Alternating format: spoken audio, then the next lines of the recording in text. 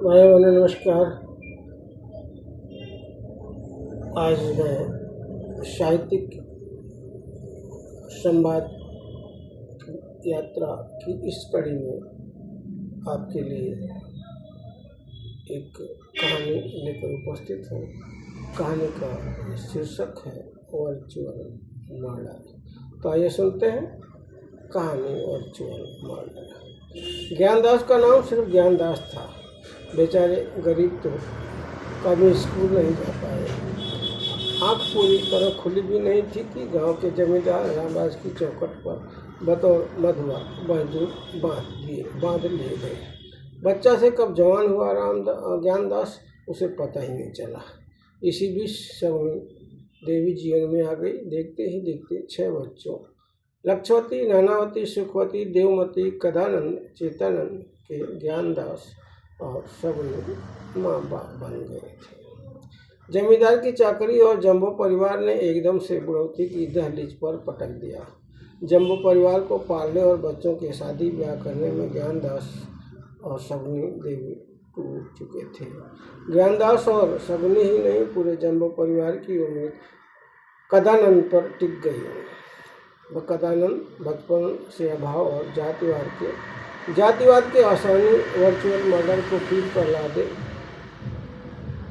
पढ़ाई को पूरी तरह समर्पित, खेतीबाड़ी के कामों में माता पिता का सहारा बनता, नहर पर माटी फेंकते फेंकते वजीफा की नाव पर सवार होकर बीए की परीक्षा पास कर देश की राजधानी दिल्ली पहुंचकर शर्म की मंडी में कूद गया।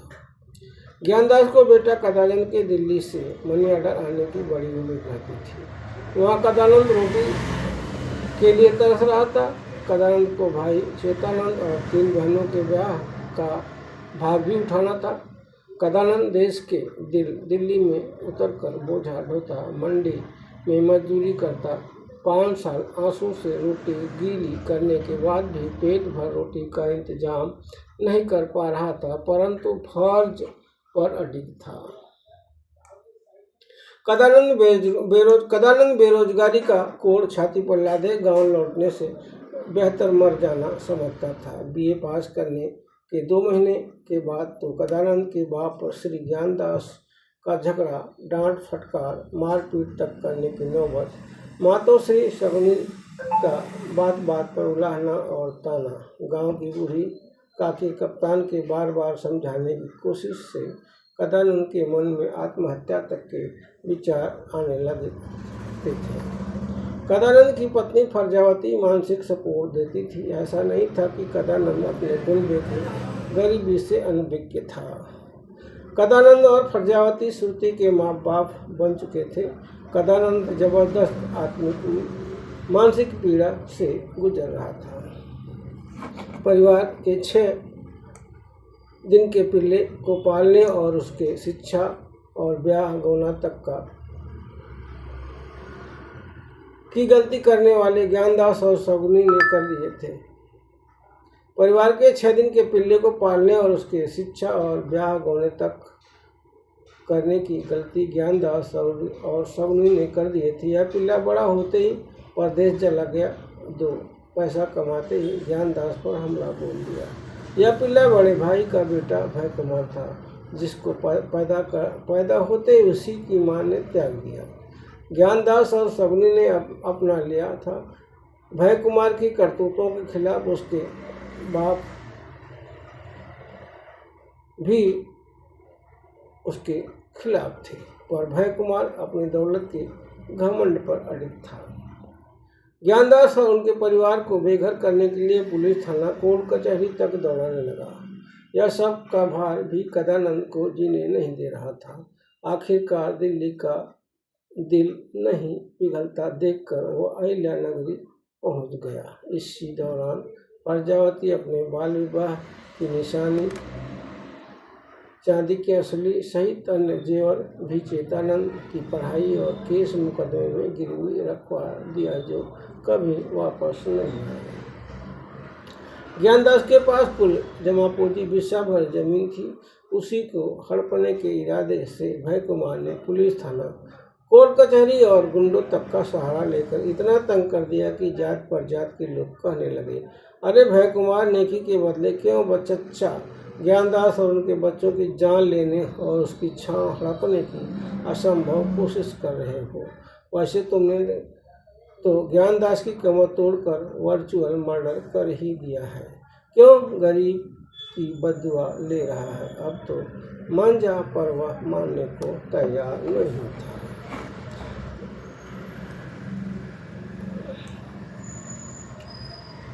माँ जैसी भाभी फरजावती के त्याग से भी चेतानंद कुछ नहीं कर पाया। अहिल्या नगरी में भी कदानंद 3 साल संघर्षरत रहा। अंततः माँ अहिल्या ने गले लगा लिया। एक अंतर्राष्ट्रीय कंपनी में कदानंद को मामूली सी क्लर्क की नौकरी मिल गई। वह पढ़ाई के दौरान भी मजदूरी भी कर लेता था। वह मुश्किलों को ढोता हुआ भाई बहनों के ब्याह होने का फर्ज माँ बाप से कंधा मिलाते हुए पहले ही पूरा कर लिया था। नौकरी लगने के कुछ साल बाद फरजावती के पेट में अभय देव पलने लगा था। श्रुति और अजय देव स्कूल जाने की उम्र पार कर रहे थे। चेतानंद और फूकवंती का बेटा अजर भी 4 साल का हो गया था। पढ़ाई शेरनी का दूध है कि बात ज्ञानदास और सगुनी माई को भान हो गया था। माता पिता की आज्ञा से फरजावती बेटी श्रुति बेटा अजय देव को अच्छी शिक्षा के उद्देश्य से शहर ले आया। श्रुति और अजय देव स्कूल जाने लगे।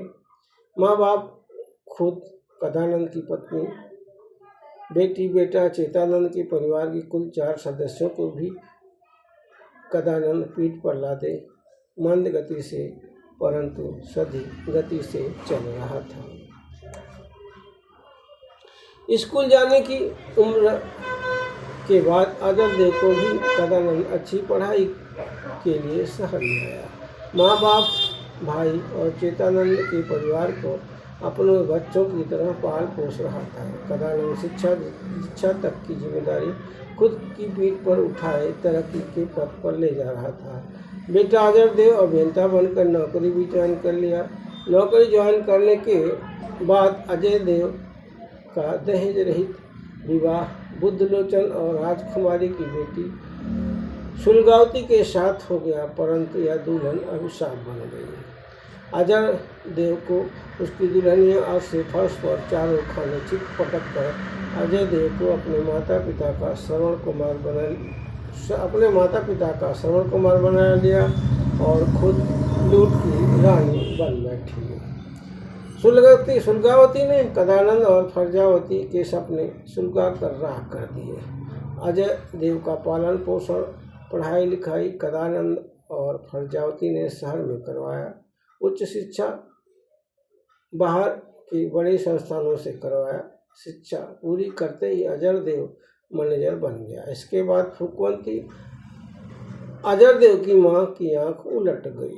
कदानंद फूकवंती की नादानी को नज़रअंदाज तो पहले से ही कर रहा था, क्योंकि वह कदानंद जो अपनी कमाई से मदद करता था उसी का कुछ हिस्सा लोमड़ी के व्यवहार वाली फूकवंती मायके वालों पर लुटा रही थी, जबकि उसके भाई अठन्नी चवन्नी भी उसके हाथ पर कभी नहीं रखते थे। तीज त्योहार पर तो वह सिसकती रहती थी, वही फूकवंती मुक्त हस्त से लुटा रही थी। कदानंद का छोटा भाई चेतानंद ट्यूमर की बीमारी से पीड़ित हो गया था। चेतानंद का ट्रीटमेंट बहुत महंगा था, जो कदानंद की जिम्मेदारी थी। कदानंद अपने फर्ज पर अटल था।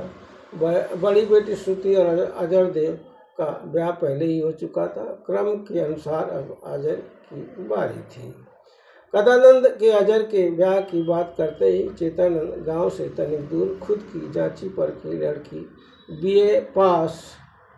बीएड पास करियर बनाने में पूरी तरह नाकामयाब रीता देवी को बहू बनाने पर अड़ गया था, जिसे वह बचपन से फाइनल कर रखा था।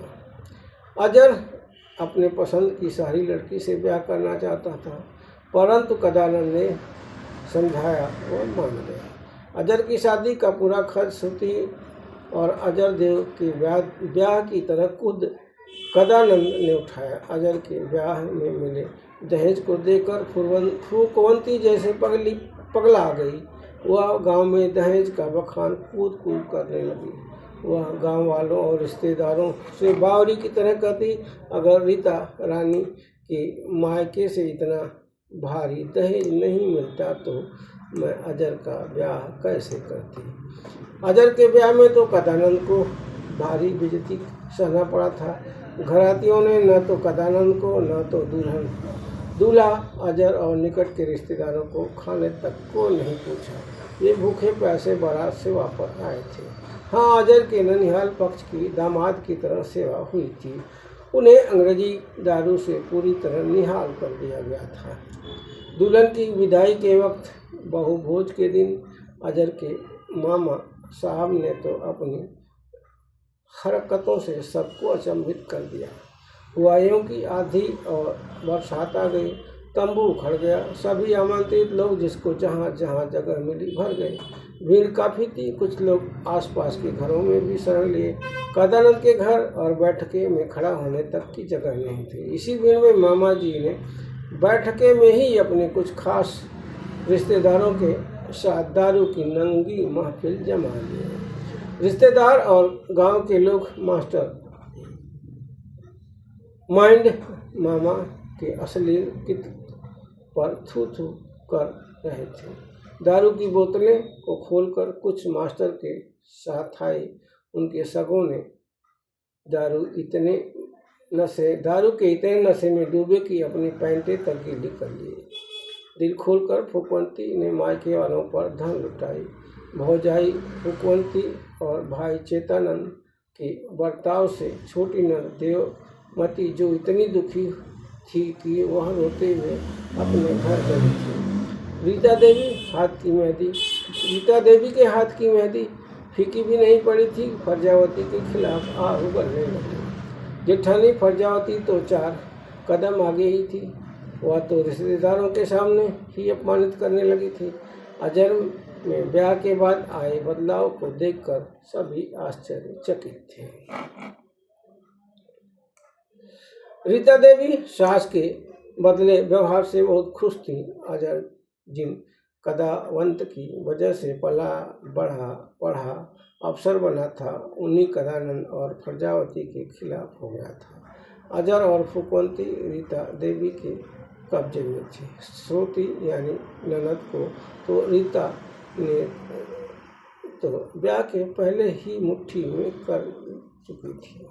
अजर देव के ब्याह के सप्ताह भर बाद कदानंद का परिवार शहर वापस जाने को तैयार था। अजर भी उनके साथ हो लिया। अभय ने सबको अपने बहनोई बहन 3 साल की भांजी को हवाई जहाज से अजर की शादी में शामिल होने के लिए बुलाया था। दामाद जी ने अजर की शादी में दिल खोलकर धन लुटाए थे। फूकवंती के दोयन दर्जे के व्यवहार से सभी दुखी थे। श्रुति भी आंसू लिए पति के साथ ससुराल चली गई। ब्याह का खर्चा कदानंद उठाया था। इसके बाद भी कदानंद को अजर की ससुराल से लेकर गांव तक अपमानित होना पड़ा था। फरजावती देवरानी फूकवंती के व्यवहार से फूट फूट कर रोई थी। यह सब उन्हीं के कारण हो रहा था जिनके जीने और आगे बढ़ने तक के लिए जी तोड़ मेहनत कदानंद और फरजावती ने किए थे। 45 साल के उपकार के बदले दहकता घाव लेकर कदानंद अपने परिवार के साथ शहर वापस आ गया था।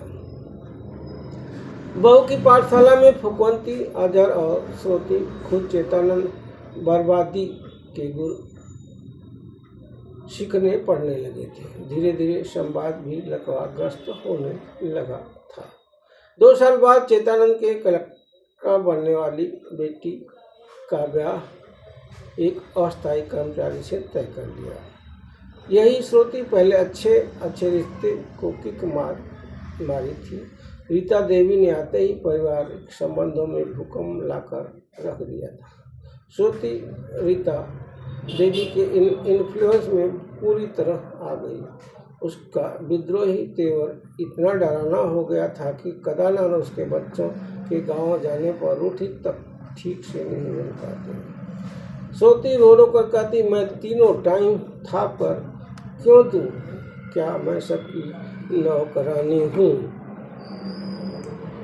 रीता देवी के हाथ में न तो पानी लगता था, न जमीन पर पैर पड़ते थे। उनके पैर से कभी मोजे नहीं निकलते थे। शादी के पहले मायके में गोबर उठा रही थी, ससुराल में आते ही महारानी बन गई थी। कदानंद को कंपनी की नौकरी से रिटायर हुए 3 साल हो रहे थे। वह बहुत बीमार रहने लगा था। श्रुति के ब्याह की सही जानकारी कदानंद को नहीं दी गई थी। 30 साल से अजय भी कदानंद की देख रेख में पल पढ़ और प्रगति कर रहा था। अब वही अजर दफ्तर का ही नहीं, परिवार का भी खुद बिग बॉस बन रहा था। रीता देवी की तो तूती बढ़ने लगी थी। रीता देवी अपने सास ससुर ननद श्रुति को कब्जे में कर अजर को अपनी उंगली पर नचाने लगी थी। फरजावती परिवार के लिए सम्मानित महिला थी। पूरे गांव के लिए फरजावती कदानंद का जोड़ा आदर्श था। रीता देवी ने आते ही मर्यादा लतियाने लगी, जो शर्म की बात थी, परंतु फुकवंती के लिए परिवार के कब्जे पर ऐलान था, जो उसके लिए सम्मान की बात थी। कदानंद और फरजावती अपने वादे और उम्मीद पर अटल थे। श्रुति की शादी 20 दिन बाद ही कदानंद को हार्ट अटैक आ गया था। कदानंद ने त्याग के आंसू से सींचकर परिवार को फलने फूलने लायक बनाया था। उसी चमन को सास बहू फुकवंती और रीता देवी कब्रस्तान बनाने पर तुली हुई थी। श्रुति का ब्याह संपन्न करवाने के लिए बीमारी की हालत में कदानंद सपरिवार गांव गया था। गांव में शादी के सप्ताह भर पहले कदानंद की हालत बहुत खराब हो गई।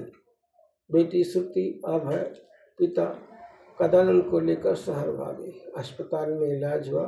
पिता की तबीयत कुछ ठीक होने के बाद गांव में छोटी बहन श्रुति की शादी संपन्न करवाने के लिए अभय फिर गांव पहुंच गया। अभय को देखते ही चेतानंद फूट फूट कर रोते हुए कह रहा था, पिता समान भाई छोटी श्रुति की शादी में नहीं आएंगे। अभय देव, शादी अभी 10 दिन है चाचा, पापा आ जाएंगे। उनको श्रुति के ब्याह की कम चिंता नहीं है। कदानंद का न तो स्वास्थ्य गांव की लंबी यात्रा करने की इजाज़त दे रहा था, न ही डॉक्टर। गांव का टेम्परेचर 7वें आसमान पर था। कदानंद का गांव जाना खतरे से खाली न था। श्रुति की शादी करने के लिए गांव गए थे। चाचा की बेचैनी अभय से बर्दाश्त नहीं हो रही थी। डॉक्टर से बात कर गांव भेजने की सहमत ले लिया। शादी की ठीक 2 दिन पहले बिजनेस क्लास की हवाई जहाज से 3 टिकट कर लिया। बेटी श्रुति, पिता कदानंद और अपनी बेटी संवाद के साथ छोटी बहन की शादी में पहुंच गए। कदानंद को पाकर चेतानंद की छाती 56 इंच की तो हो गई। शादी में दिए गए उच्च क्वालिटी के फर्नीचर एवं अन्य सामान कदानंद ने अभय से ऑनलाइन पहले ही भिजवा दिया था। कदानंद के कन्यादान के वक्त तो दहेज लोभी डॉक्टर समधी ने कदानंद का खुलेआम अपमान कर दिया, बेइज्जती कर दी। समधी कहने को डॉक्टर थे, मानसिक विक्षिप्त थे। वे अपनी मानसिक विक्षिप्तता का नंगा प्रदर्शन करते हुए बोले, क्या गले मिलना है, दिल से दिल मिलाओ। दहेज की मांगी गई रकम पूरी न मिलने से नाराज थे। 5 लाख नकदी की जगह 3 लाख मिलने की तीखी प्रतिक्रिया थी। अजय देव के ब्याह में दुल्हन रीता के परिवार वालों ने कदानंद का घोर अपमान किया था, परंतु चेतानंद के कान पर जू नहीं रेंगे थे। तथा कथित समझी डॉक्टर के खुलेआम दरवाजे पर बेइज्जती करने पर भी नहीं। कदानंद अपनी नसीब को कोस रहा था। ट्रकों में भरकर दहेज का सामान डॉक्टर ले जा रहे थे, पर दहेज की भूख मिट नहीं रही थी।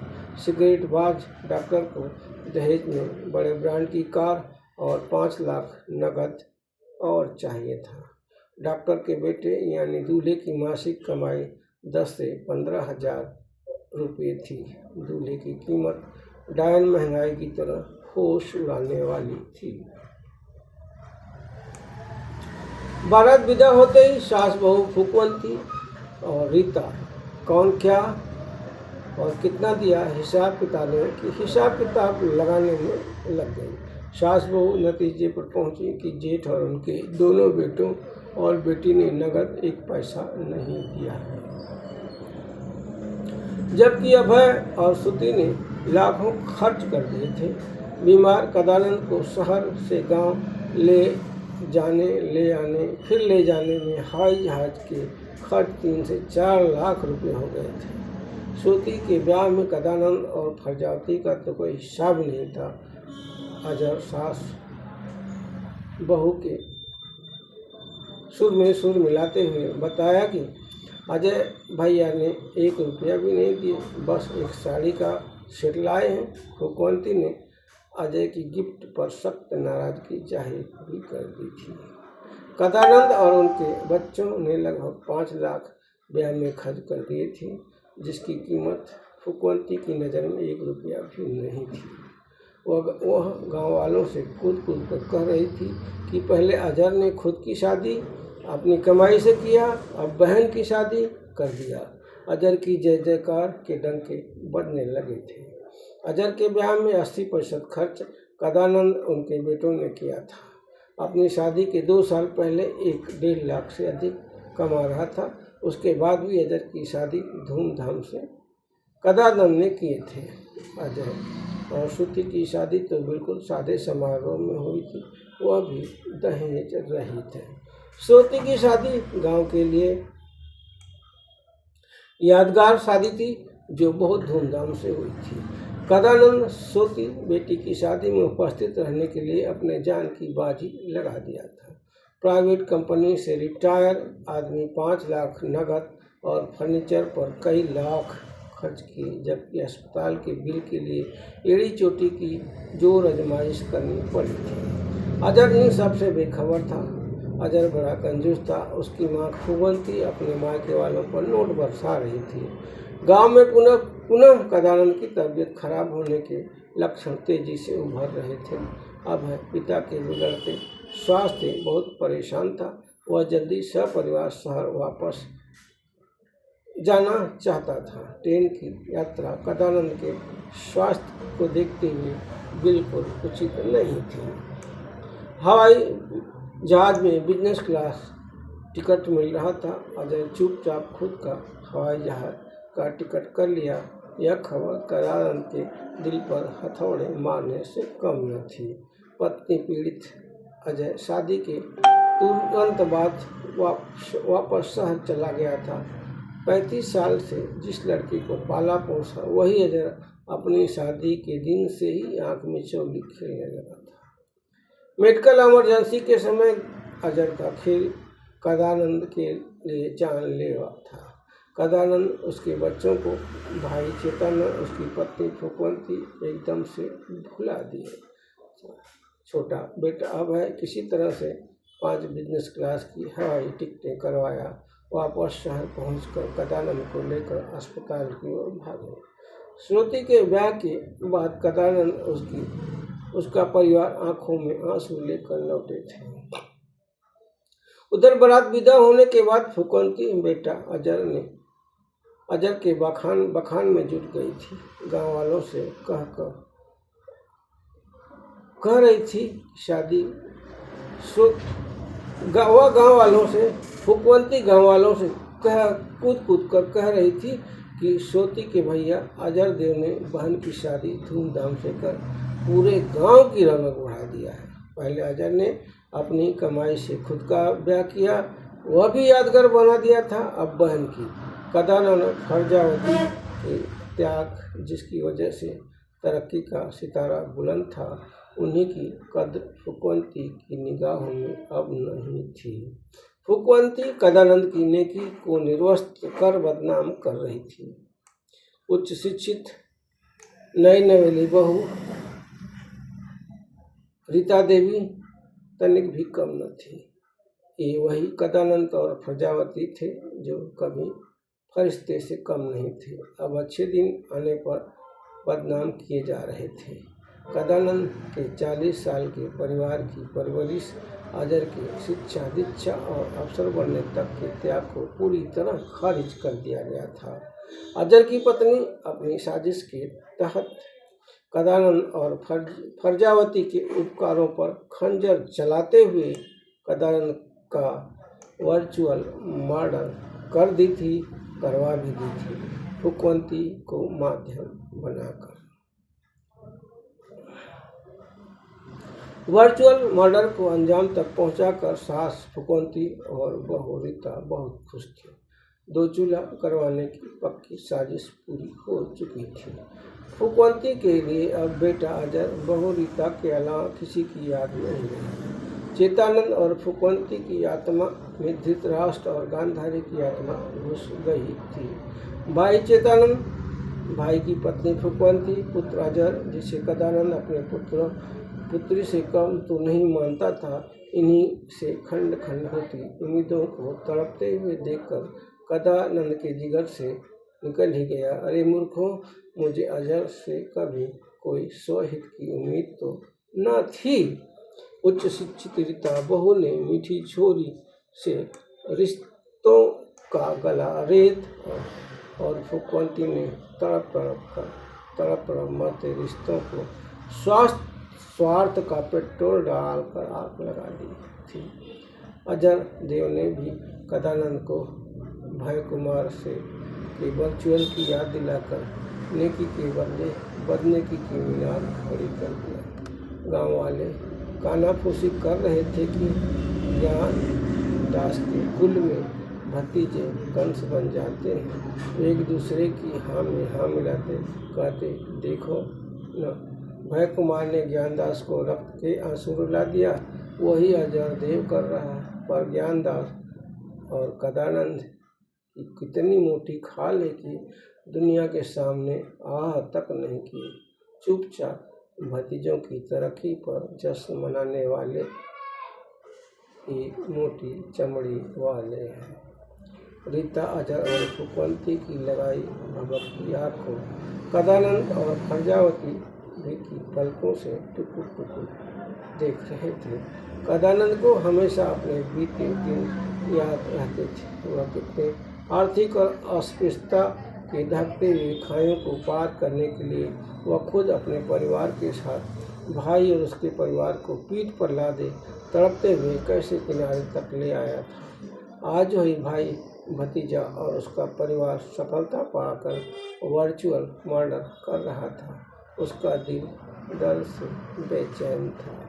कदानंद उम्मीद की रोशनी में वर्चुअल मर्डर से आहत आंसू पोंछते हुए बोला, मेरे पिताजी ने वर्चुअल मर्डर के दर्द को पिया है, हम भी पी लेंगे। आंसू पोंछते हुए वह बोला, याद रखना अपने जहाँ वालों, मैं ऐसे रिश्ते को दिल की गहराई से निकाल कर बाहर फेंकता हूँ जहाँ त्याग, उपकार, सगे खून के रिश्ते की कदर नहीं।